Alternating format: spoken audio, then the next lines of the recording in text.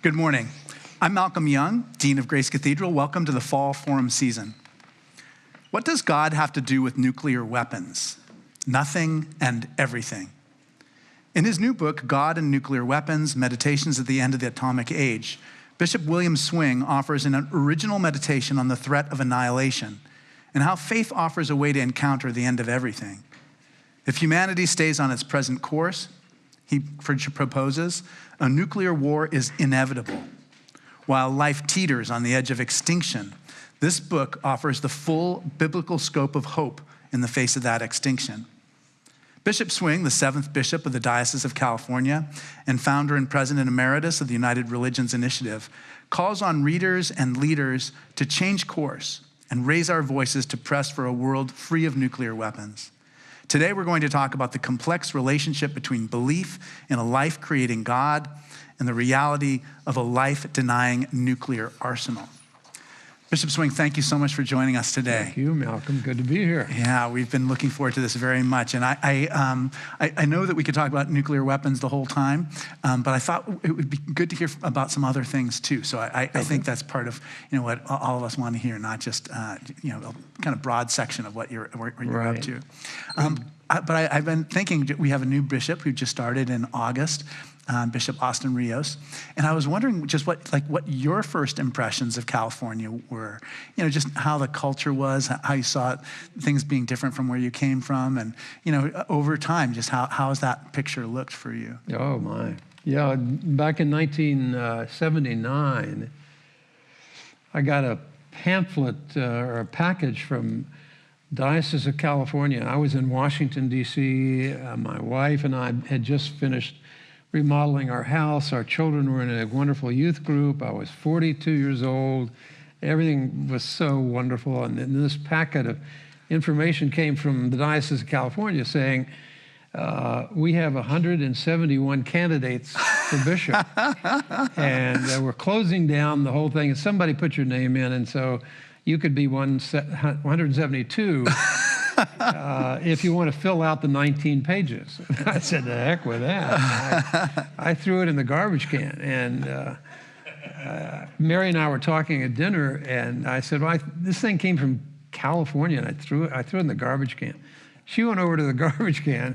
She fished it out. She pulled it out, and she read it down at the bottom and said, if you're one of 24, we will fly you and your wife to San Francisco for an interview. And Mary said, fill it out. So I filled it out. And they said, you're one of 24. So they flew Mary and I to, they flew Mary and me to San Francisco. And I had the interview. We went down to, this is probably not good for the church, but we went down to Union Square, and we were going to take a red eye back to Washington, and it was winter time, and some people had cameras interviewing people in the park, and everybody in the park had prophylactics on their fingers. And I said, that's well, pretty crazy. And somebody was working on a sculpture, and I said, well, what's the name? What's going on here? And they said, well, it's a National Condom Week in San Francisco. And I said, really? We have national... We don't celebrate that in Virginia. No, we have National Secretaries Week in Washington. Is it anything like that? And they said, well, we're number 1 in syphilis in the nation, and we're number 3 in gonorrhea. And as a matter of fact, the guy is working on an ice sculpture of a gonorrhea germ. Oh, wow. And I said, oh, yeah, now that you mention it. Yeah, I get it now, yeah. So we got on the airplane, and Mary said, who wants to be the bishop of Sodom and Gomorrah? She said, if they tell you that you're one of 6, you got to say no. And I said, Mary, this is the weirdest place I've ever seen. I'm saying no matter what. So a phone call came on Friday afternoon. They said, you're one of 6. Will you stand for an election? I said, no, take my name off that list. That's the dumbest thing. And they said, well, can we call you back on Monday morning? And I said, sure. You can call me back on Tuesday. Yeah. And so 3 things happened that weekend. Well, one is that I got a letter from Santa Clara, California, in some church there. And they said, we have 17 people who want to vote for you for bishop. And I thought, why would anybody vote for me? I don't know where Santa Clara is. Yeah. And then secondly, I finished the 9:15 service at church on Sunday morning, and I was going in to start the adult class, and I was walking through the hall, and one lady grabbed me.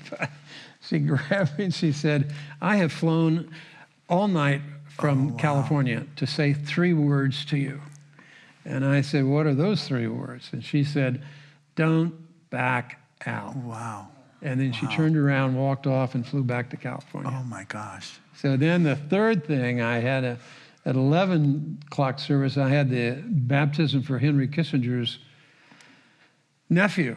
And Dr. Kissinger said, well, why don't you come over for lunch in Georgetown? So Mary and I trotted over to Georgetown. We had lunch, and I said, Dr. Kissinger, now that you're no longer the Secretary of State, what are you going to do with your life? And he said, and he said, Mr. Swing, what are you going to do the rest of your life? And I said, oh, California, they got some problems, and the bishop said they have some problems. And he dropped his fork on the plate, and he says, Mr. Swing, he says, you mean California Diocese has many problems, and you've had much success, and you will not be a candidate because you want your children in a youth group? He says, Mr. Swing, that is not responsible leadership. Oh, wow. Yeah. So that stunned Mary and me. So we walked out on the pavement in front of Kissinger's house and said, okay, more going on here than, I did not take it seriously. And then all of a sudden it was, okay, let's take it seriously. There are a lot of things going on here. So, yeah, I mean, there's so many ways in which we wouldn't be sitting here if it wasn't for that conversation. I mean, not just your episcopate, but just your commitment to bigger things like nuclear weapons. Yeah. You know, what are some of your fondest memories of just being bishop? I mean, when you think back on the good times, what do they look like? Yeah. I thought you were going to say what are the biggest challenges. I could go on and on. Yeah, well, I have a list of that too. I mean, I felt like one of the things that you did that was absolutely amazing, which is it's not going to be written anywhere, but I did feel like there was just so much conflict between the different church leaders in the diocese. I mean, these cardinal rectors, in a world where there were hardly any women ordained, and they were so at odds with each other. And I felt like you created a very, like a mediating environment. You were a very unifying force. Yeah. I had a vision of that. When I got here, the Diocese of California went from Novato down to Arroyo Grande. Yeah. And so I had to drive every day all over the miles and miles and miles. And I remember at the end of the first year, the standing committee brought me in and said, how's it going? And, being a tough guy from West Virginia, I said, it's going great. And then I began to cry. Oh, yeah, right. I can imagine. I just broke down and cried. It was killing me. I was thinking, I know why the last bishop got in trouble. I know why the bishop before him got in trouble. It's too much geography, too many clergy, too many parishes, too many issues. You cannot, it's going to wear you down. So we started the Diocese of El Camino Real. So that cut off half of it. And then I was only the bishop of the 5 counties of the Bay Area, which is a pretty good workout in itself. It kept me off the streets and busy. But when the last 2 bishops before me wore down, and they just wore out. And so when there's no episcopal leadership, then everybody heads to their own little power base. And so when I walked down, there were all these little bases. And I was thinking, oh, come on. I know how to run a big parish. Why don't we run a diocese like a parish? Bring it all together. Yeah. And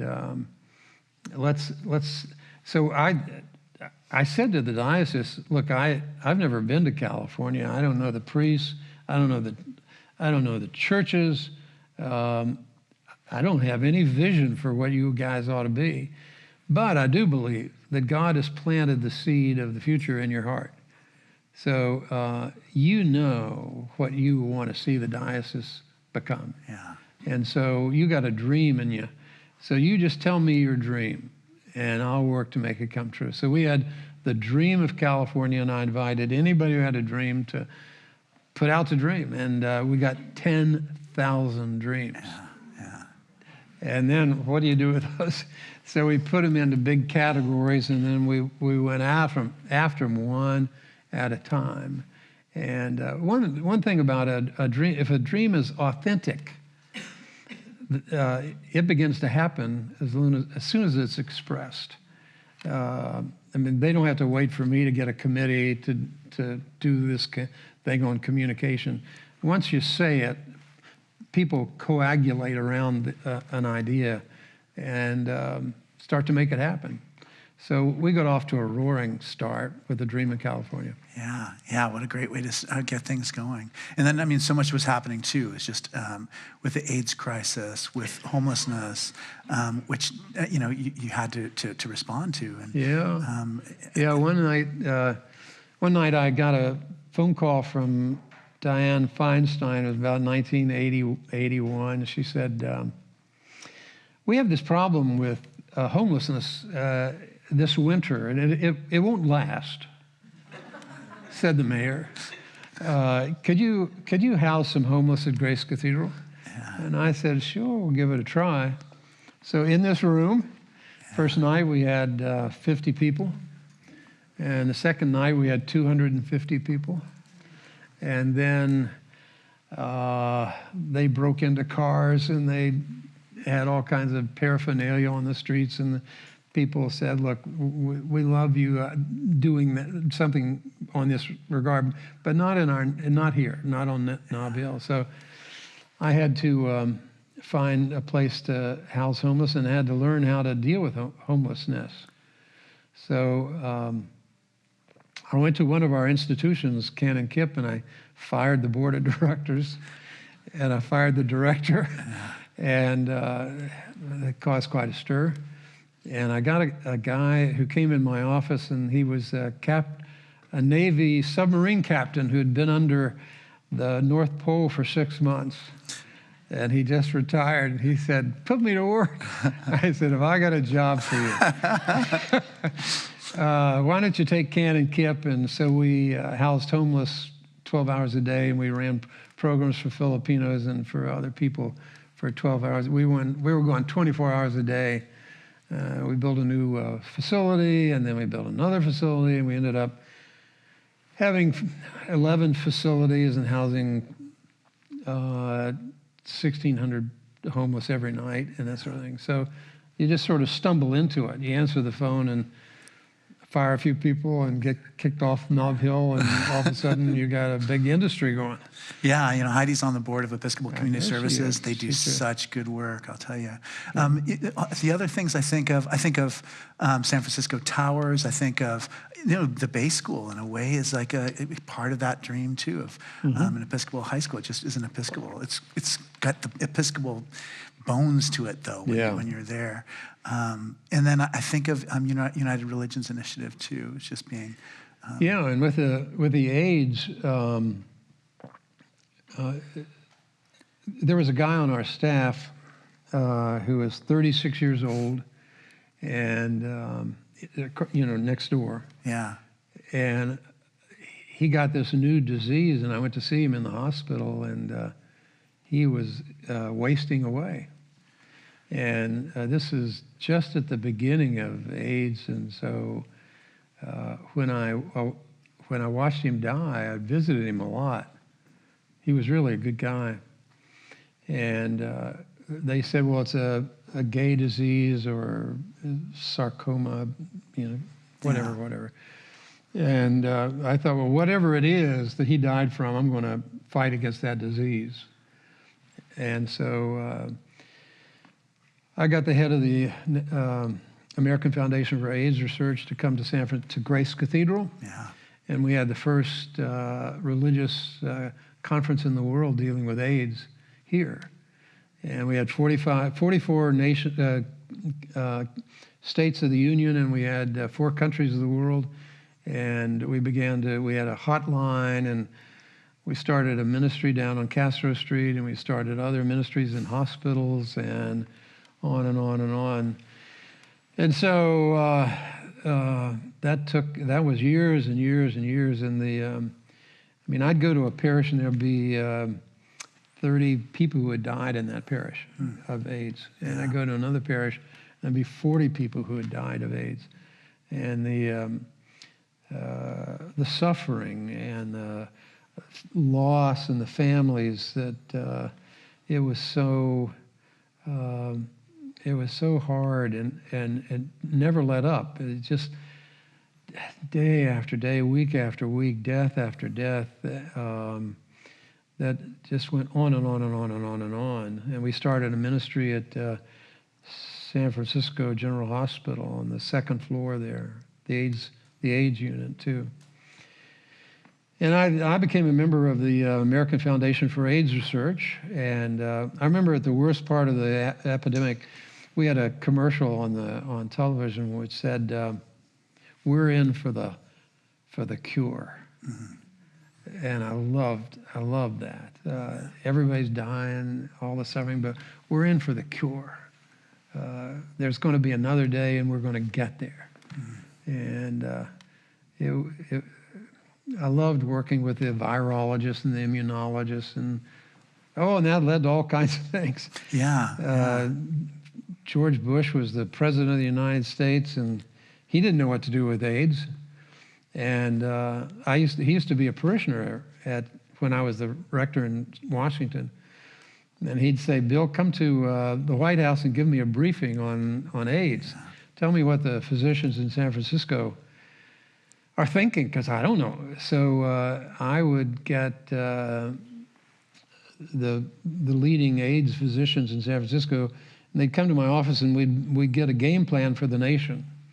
And I'd fly to Washington, and I'd go in the Oval Office, and there'd be Tony Fauci, young Tony, and there would be Everett Koop, the Surgeon General, and there'd be Burton Lee, the head of Sloan Kettering, and I'd lead off with a game plan for the nation, and those guys would critique it, and George would write all kinds of things down. And so that led to a whole lot of other things. I'll tell you a silly thing. I saw him one time, and he said, "Bill, when are you coming to the White House?" And I said, "Well, I'll be there in a couple of weeks." And he said, "Where are you staying?"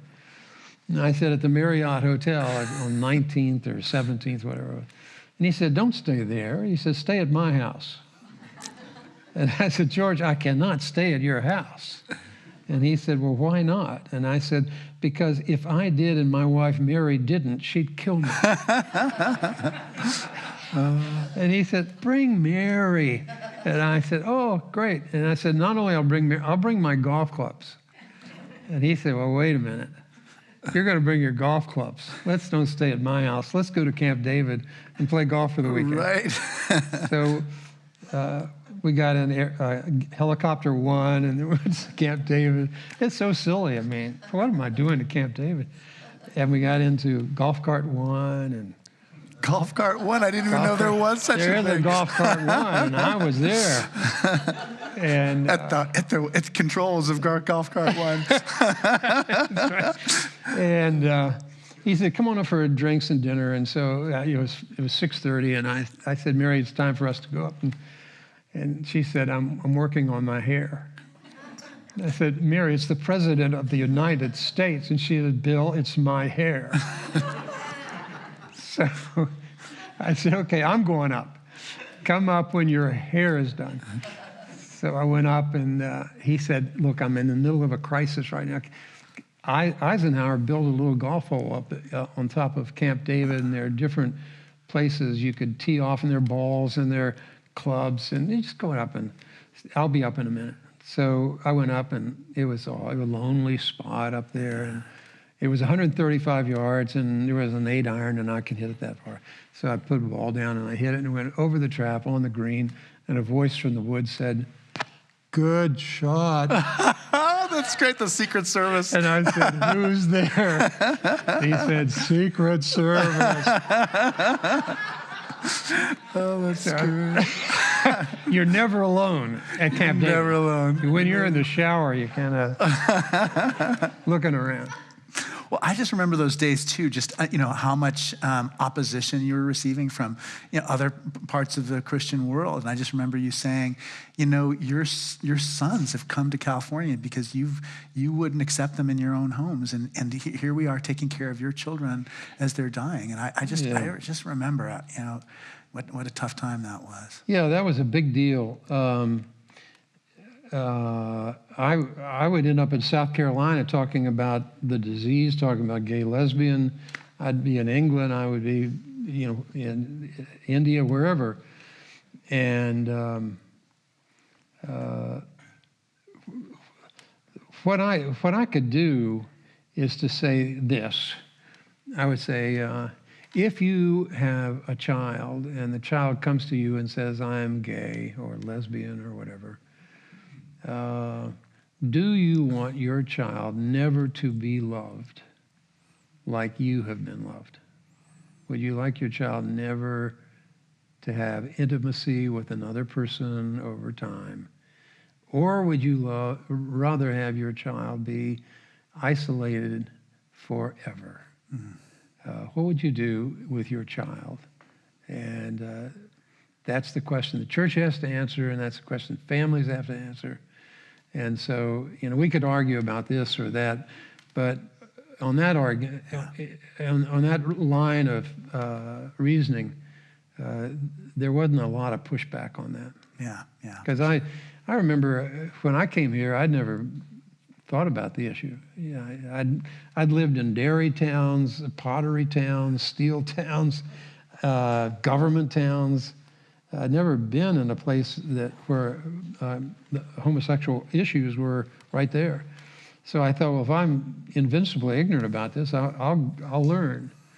So I hired a place on Castro Street, and I went down every Tuesday night. And I would say, "Tell me about being gay. Tell me about when did you think you were? When did you know you were? What do you aspire to? What do you want? What do you want the church to do for you?" And so I listened night after night, week after week, till I got my brain around what was going on. So once I was finished with that, I knew where I stood, and I knew that most of the church didn't stand where I was. Yeah. And so then you have to say, do you just get into a big fight with the church, or did you just wear them down? Do you just keep going into the argument until we find a new day? So that was it, to find a new day. Yeah, exactly. And we won. Right. It was the beginning of the new day. And what a blessing it is. I'm so grateful for that work of the church. I'm grateful for the church's courage in changing and for the new church that's emerged. Yeah. We have a new bishop. I wonder if you can talk a little bit about what are the difficulties of being a bishop, and then what advice you might have for future bishops. So I'm not saying for this particular bishop, but future bishops of the Diocese of California. One of the things when you're a parish priest, and it's Christmas Eve, and you know everybody, and they know you. Yeah. And you love them, they love you. You married them, you buried them, you baptized them, you've been in their house in crisis, and on Christmas Eve service, and you see everybody, and everybody's hugging, and it's so lovely. And the first year I was a bishop of California, and the service is over, and you just walk back into the dark to get rid of your vestments. And they didn't know you, you didn't know them. It was really lonely. But our daughter said, it's almost like being homeless because you don't have a home church. Every week you're in a different place. Yeah. Sunday morning was always like a family reunion, and then you're a bishop and you go to a different place and a different place. And what does your wife do? What do your children do?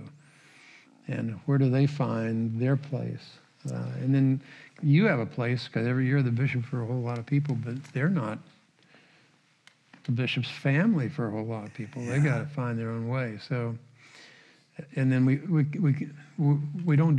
couldn't do church together. You know, it wasn't a family church anymore. It was you go your way, I'll go mine. And you know, it took me 2 years to go around to every church. And I'd have a service and go to the coffee hour, and somebody would say to me, do you know who I am? And I would say, that's not the question. The question is, do you know who you are? Yeah, I like They'd that. say, really? How spiritual.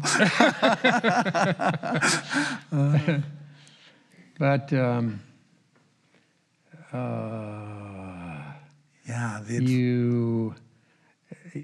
you don't have a, you know, when you first asked the question, I was thinking, Mike Hansen was my executive director, or executive officer, and he was, he and I were like Batman and Robin. We had such a good time together, and we sort of saw things through the same perspective, and he bailed me out of a lot of problems and made a lot of things happen for me. But we had so many laughs. I mean, he was a soul brother. I really enjoyed being with Michael. He was. I always felt like he was like that for me, like the big brother. You were never like that, but for him, he was like kind of like my big brother. He'd kind of tease me about things in the only way that like a big brother can tease you, you know. Yeah. But I remember you were in, I don't know, you were in Europe or something for his funeral, and I remember I read your sermon at his funeral, and I wish you could have been there to see that. I mean, obviously you couldn't, because if you'd been there, you'd have read the sermon yourself. But it was a very powerful moment. Yeah. Yeah, those are some good days for sure. And then I remember URI talk. I was getting started, and I wonder if you could talk a little bit about just how that was. It's funny because now that we're in this conversation, I'm having ideas that I never had before. But you know, you're so involved in AIDS in a national level, so involved in homelessness here in the city, so involved, like I said, in things like San Francisco Towers, the Episcopal high schools, et cetera. But all those things, in a way, were kind of preparing you to be even more effective in URI. Yeah. One day I was sitting in my office, it was February 1993, and the phone rang, and it was the United Nations. And it was Jillian Sorensen. How's that for a memory? Yeah. And she said, the United Nations is going to have its 50th anniversary. And if the charter for the United Nations was written in San Francisco, and it was signed in San Francisco. So we want to come back to San Francisco for the 50th anniversary, and we'd like to come to Grace Cathedral and have a big service. Is that okay? And I said, sure, Definitely, we'd be honored. Yeah. And they said, well, our vision of the service is we'd like to have all the nations of the world there. We'd like to have 185 ambassadors of 185 nations. I said, that's great. And we, at the same time, we'd like to have all the religions of the world. And I said, that's great. And they said, we'd like you to bring all the religions of the world together for that service. Yeah. Let me get out my Rolodex. Yeah, that's right. I'm not doing anything this afternoon. Maybe I'll make a few phone calls, and let me get back to you on that. Yeah. And so, stupidly, I said, yeah, okay, I'll do that. And so I went to bed that night, and I was lying there, and it was February, it's cold and rainy. And I thought, what did I just say yes to? This is crazy. And then I thought, wait a minute. All the nations of the world, and all the religions of the world, and all the nations of the world have met together every day for 50 years to struggle together for global good. And in the same 50 years, the religions of the world haven't spoken to each other for 1 minute. And have avoided each other and are undermining everything that the political leaders are doing. That's right. That's right. And I thought, oh my lands, if there is a United Nations, there's got to be a United Religions someday. I don't know how. I never studied other religions. I didn't know how you'd get there. I didn't know what it would look like. I didn't have any money. But I committed the rest of my life to God to be a catalyst for the creation of a united religions. So Mary and I got in a airplane and we flew over to see the Pope and the Dalai Lama and Mother Teresa and the Archbishop of Canterbury and the Shankaracharya of Kanchipuram and the Grand Mufti of Egypt and the Sheikh of Al-Azhar and on and on and on and on. And I said to each one of them, are you willing to get a deputy from your tradition to meet with deputies from other traditions to pursue peace among religions? And they said, absolutely not. Yeah. Every one of them. Yeah. And so I thought, okay, this is not going to happen with the religious leaders. But then, what if we got grassroots people? They're unencumbered. They can move. They have some flexibility. The guys who are running the religions, they don't have any flexibility. They're stuck at the top of a pyramid, defending the faith of the people underneath the pyramid. They don't have any latitude or very little latitude, because if they acted like other people were as good as they were, you would betray your following. Mm-hmm. So you have to hold on to your superiority, your spiritual superiority, and give a little bit. But grassroots people, they're mobile. They can get together. So how do you do that? And so I went to a bank and got $1 million line of credit on my name. Yeah, wow. If you ever think of why banks go under, any bank that would give me $1 million. First Republic, was it First Republic? No, I don't want to get in. This is not a commercial. So I got $1 million. I hired 4 people. We had started doing interfaith conferences around the world, and we got all these wonderful people. We brought them to Stanford in the summer, and we became a global community of faiths, but we couldn't write a charter. And so a lady who goes to Grace Cathedral, lives across the street, she said, I know a guy named D. Hawk. Why don't you sit with him? And it turned out so we went across the street from the cathedral. And D. Hawk was there, and he was the guy who created Visa card. Oh, yeah. And I said, D, what you did with banks could I do with religions? And he said, yep, but you'll have to sit in a room with me for 3 years. Yeah. And I said, I'm a working man. I can't sit in a room with you for 3 years. He says, the only way it's going to get done.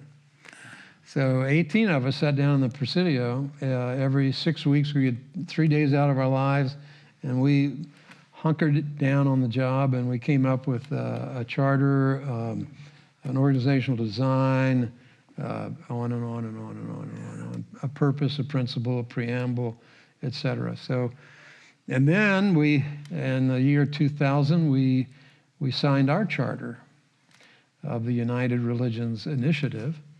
And today we're in 112 countries. We have offices all over the world, and we impact millions and millions and millions of people. Yeah, so. Yeah.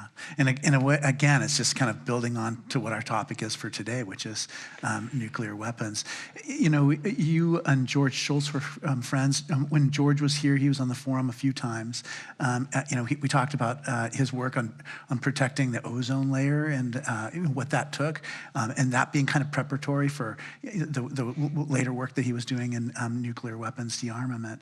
But I wonder if you can talk a little bit about your relationship and just how he inspired you in terms of your work on nuclear weapons. Yeah, when I was the bishop, I did work on nuclear weapons here at Grace Cathedral. Mm. I brought the Secretary of State, I brought George McBundy, I brought Sidney Drell, the great physicist, and we had big nights on nuclear weapons here at the cathedral. But time went by, and I was working on other projects. And then George Shultz invited me to Stanford University, and he had brought in people from Russia, nuclear experts from around the world, writers, scientists, and they were all downstairs, and I was upstairs in the balcony with a few people just taking notes, learning what they were talking about.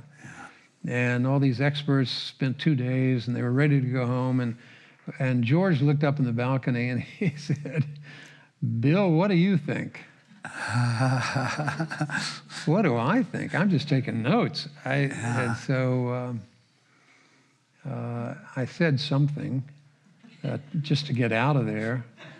And so whenever I take notes, by the way, I take notes on the left hand is what's happening in the meeting, and on the right hand is what I'm going to say if anybody asks me. So I'm ready. But yeah, I can imagine. That's good. That's great. But then you had a chance to think a little bit more about it. Yeah, George died. I buried him in Western Massachusetts, and Charlotte died, and I placed her ashes under the Golden Gate Bridge while the cannons of the water cannons went off on an evening in San Francisco. And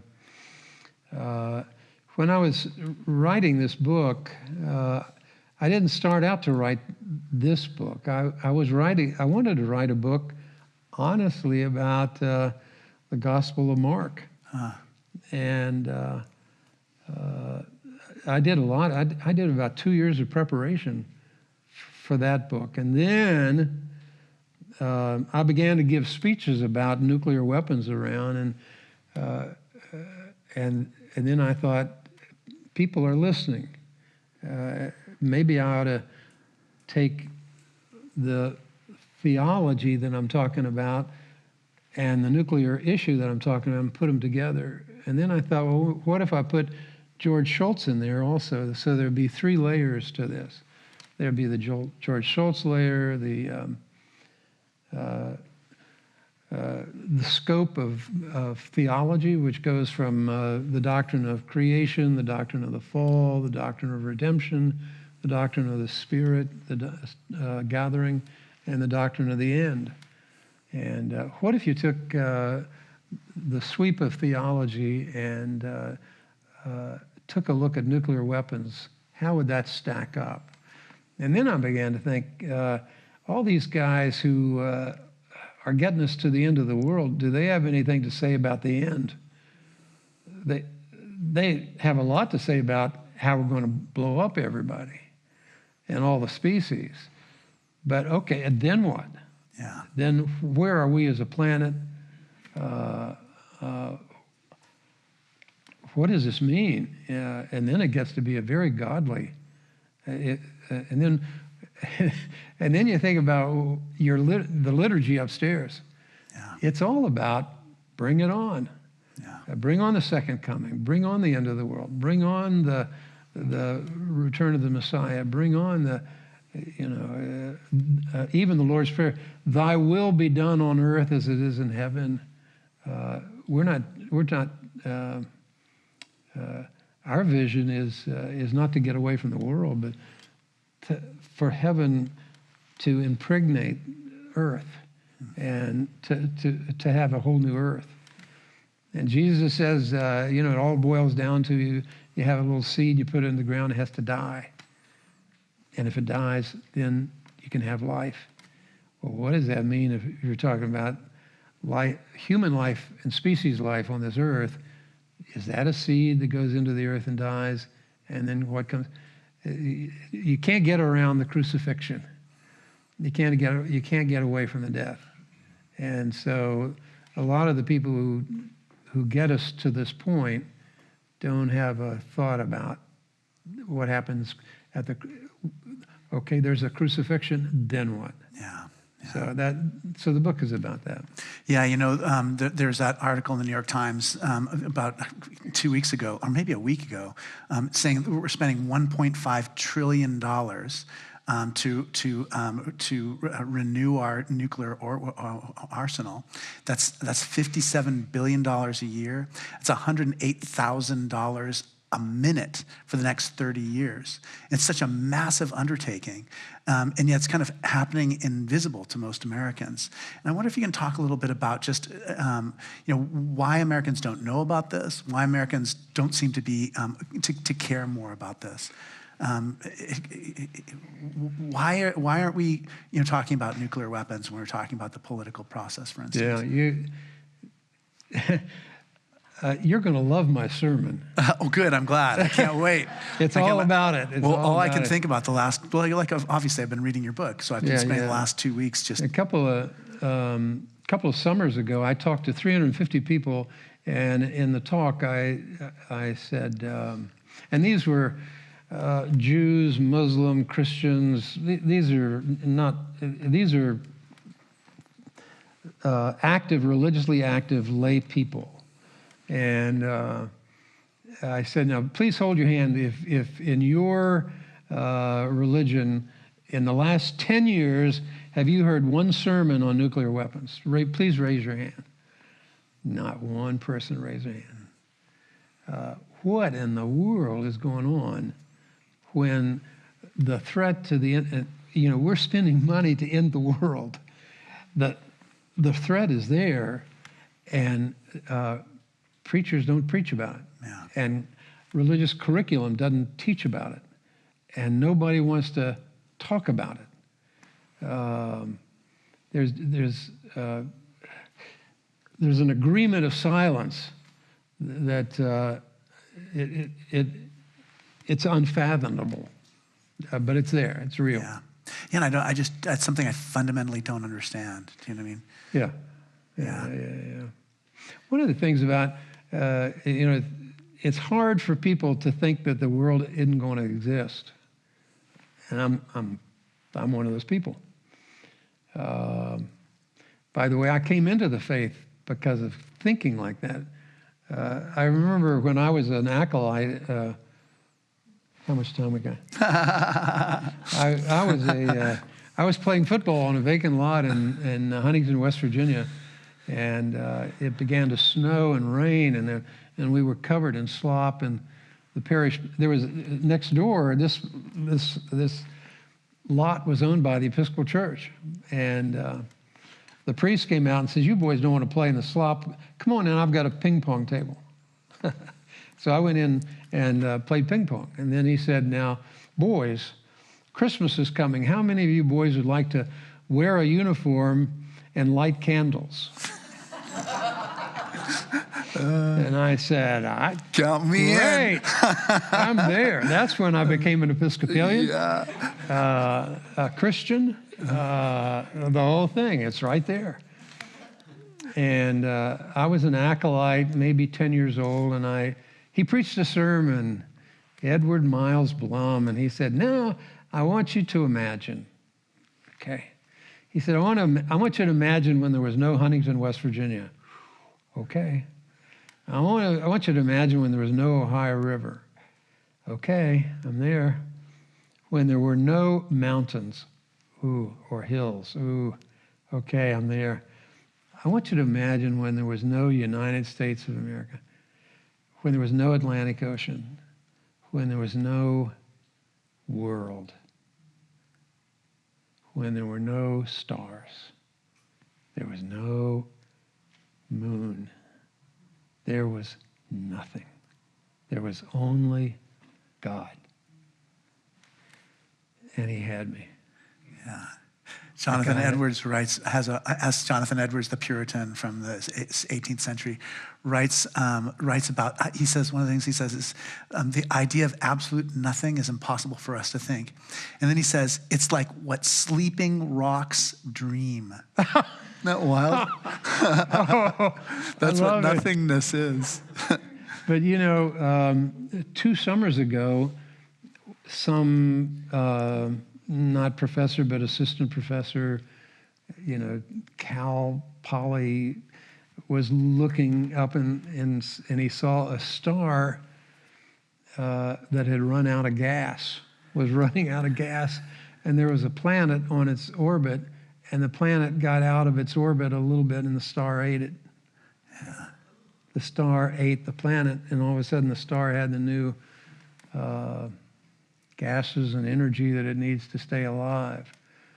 And the scientist was saying that probably is going to happen to Mars and Venus. Yeah. It could happen to the Earth. And so, wait a minute, that could happen to the Earth. No Earth. Then you think, what about extinctions? There are, somebody wrote a famous book about 5 extinctions. Yeah, right. I read that book. It was great. And, you know, the meteor came in at 5 million times the speed of light or something and hit the Earth, and the smoke, the clouds went up and blocked off the sun, and almost everything died. And then the Earth sustained itself. Yeah. And the thesis was that it re-sustained itself stronger than it was before. That was the end of the dinosaurs. But, you know, there are 2 things we're looking at here. One is, okay, what if we blow ourselves and our species up, and this is the 6th phase of that? Or what if there's nothing? What if we're just a barren planet orbiting around? There are more than 11 billion Earth-like planets in the Milky Way. And we're just this little thing that temporarily has all this green and all this blue and all this life and all this, and we're making the weapons to demolish all of it. And it's just so evil. Yeah. You know, on page 51, you talk about the nations that have voluntarily given up their nuclear arsenals. I wonder if you could talk a little bit about their experience and about what may make it possible for other nations to renounce nuclear weapons. Yeah. South Africa would be the big example of that. Yeah. They invested heavily, and then they saw the costs, and they also saw the dangers. The plutonium, the uranium, the mines, workers who have to handle the material, the waste that's left over. Yeah. And looking at all that and saying financially it's not worth it, morally it's not worth it. I mean, if you're down in South Africa, who are you going to get into a fight with where nuclear weapons are needed? Yeah. And so there's just a lot of common sense. And the 2 people who had common sense, who ever got into this, were Gorbachev and Reagan. And both of them were from farm areas and thought like farmers. And there was a time we went from 1 atomic bomb to 2 atomic bombs to 70,000 atomic bombs in a very short period of time. And Reagan and Gorbachev said, this is nuts. 2 farm boys, you can't sustain a farm like this. Something's going to blow. So they met in Reykjavik, Iceland, and they said, okay, this is unsustainable. It's going to kill the world. Let's go from 70,000 warheads to 60. Let's go to 50, okay? Let's go to 40, okay? Let's get rid of all the nuclear weapons. It was on the table, and the 2 guys who had them all were there. And that was the one moment in history, modern history, where we could have gotten rid of nuclear weapons, theoretically. And Gorbachev said, I can't sell it back home. And Reagan said, I can't do it without Star Wars shield. And so they quit on the numbers. But they started having Russian scientists talk to American scientists and doctors and et cetera. So we had a whole universe of Russian and American people talking to each other about how many do you have, where are they, how lethal are they, what do you do for your protection of your workers, et cetera, et cetera. And after Reykjavik, the world got a lot safer. And then we did go down from 70,000 warheads, and now we're down to 13,000 warheads. Yeah. So it's not like nothing has happened. A lot's happened. But we're at a pregnant moment where if Ukraine is used as a place for tactical nuclear weapons, and then Europe or the United States and Europe has to respond, then you go from tactical to strategic, and when it's strategic, then it's all over in about 30 minutes. It's not a matter of what are we going to do tomorrow in our war. The war is over in 30 minutes once it gets to the nuclear war. That's how long it takes for the submarines to get rid of their nuclear weapons, and for the silos to open up and go, and for the airplanes to be on alert to go. So there's so many conversations now that have to be made, and they're not happening. A few are happening because and there are some diplomats who haven't given up. There's some scientists who know it's insane. But are there particular leaders other than yourself or George Shultz? Who are the leaders in terms of politicians who are talking about this issue, or other world leaders? Like who's leading the charge on this? Yeah, Senator Markey in Massachusetts is great on that. Senator Nunn used to be great on that. Archbishop Wester, John Wester down in New Mexico, he was great on that. He used to be a San Francisco Roman Catholic bishop. Oh, that's great. He's really good on this subject. But the people whose voices are being raised are people on the edges. They're not the people in the center. Yeah. Obama, when he was president, he said, we got to get rid of these, and he got a Nobel Peace Prize. And then after he said, well, not in my lifetime. Oh my gosh, yeah. Not in my lifetime, but I hope in the future we'll get rid of these. Yeah. You're the most important person to believe in this. In the world. In the world, exactly. And you back off. Well, it's funny. I mean, now we're heading into an election, and there's definitely people talking about just the procedures to have one person determine whether the United States nuclear arsenal is launched, whether or not we're attacked. So there are people who are saying, we need a different process for making launches. So maybe one person could launch all the weapons if we are actually being attacked, but if we're responding to another, if we're not responding to another attack, if this is the first strike, then it may need a different process. Are you part of those conversations, or do you have anything to say about? There are people like Back from the Brink and Plowshares in San Francisco is great on this subject. I've seen the list of all the nurses against nuclear weapons, physicians against nuclear weapons, scientists against nuclear weapons. It's not like there's nobody out there. Yeah. There are tons of people out there working.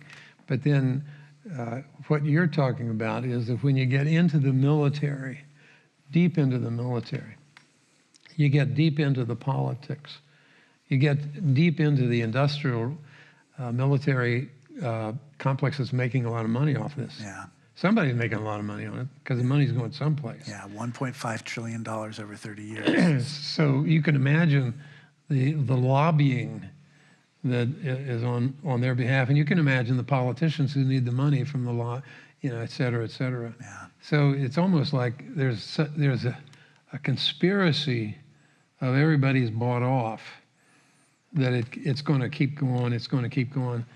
And then the question would be, what's going to be the game changer? Senator Markey says, we ought to sign a thing that says no first use. America's not going to have the first use. We won't sign that. Then you say, well, let's say that we don't let the President of the United States make the decision quickly by himself, herself, without, can we put some lag time? Yeah, committee, or lag time. Can we put lag time in there? And, the data is going to come so fast. If the whole world's going to be over in 30 minutes, you don't have a lot of time to chat about this. So how do you build a fail-safe process? One thing is that you got to have an ironclad. We're going to go from 70 to 13 to none. You got to be ironclad about that, and the issue is not just what do we do in the meantime, but to get rid of them. Or, failing that, how many do you need? Yeah.